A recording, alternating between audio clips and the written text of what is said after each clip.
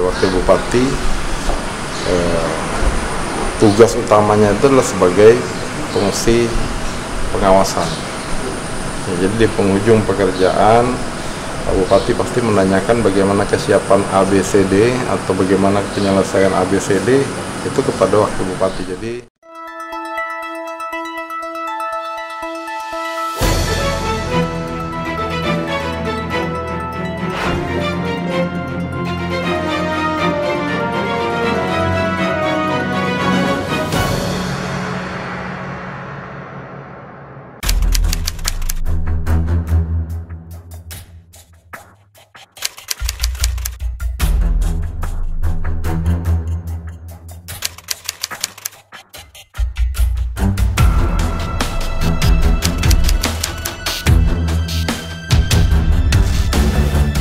dari hasil pemantauan kita sama-sama kita ketahui memang ada beberapa yang harus sedikit kita berikan motivasi, ya seperti kolam renang tadi kita memotivasi supaya dia menambah personil karena dia menyatakan sanggup.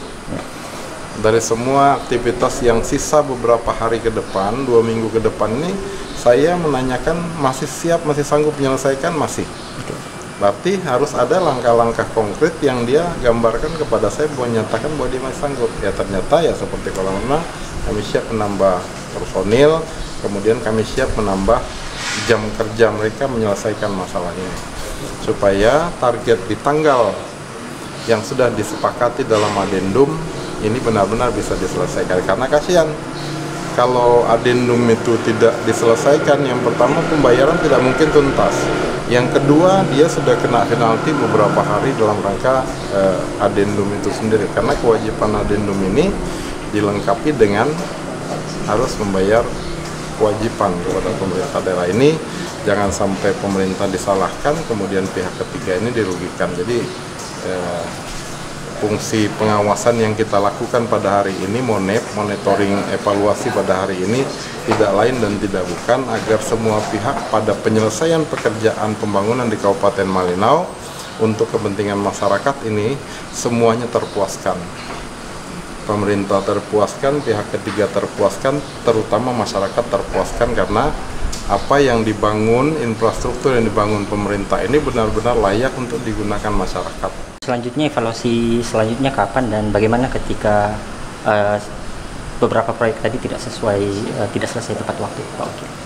Ya, kita kalau proyek tidak selesai tepat waktu kan ada komitmen dalam kontrak kerja kita yang dilakukan oleh pejabat teknis dengan pihak ketiga. Ya kita jalankan komitmen itu sesuai dengan kesepakatan dalam kontrak kerja kita. Ya, tidak mungkin kita bayar penuh kalau pekerjaannya tidak tuntas 100%.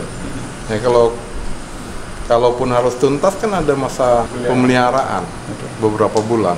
Ya ini tetap jaminan pemeliharaannya pun tidak boleh kita bayarkan sebelum masa pemeliharaan itu selesai. Jadi semua itu sudah diatur dalam kontrak kerja kita dengan pihak ketiga. Jadi tinggal kita menjalankan.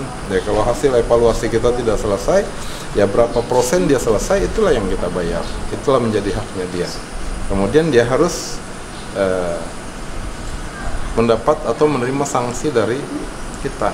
Ya kita anggap bahwa dia tidak mampu menyelesaikan pekerjaan yang kita serahkan. Karena pada saat lelang, ya semuanya sudah siap.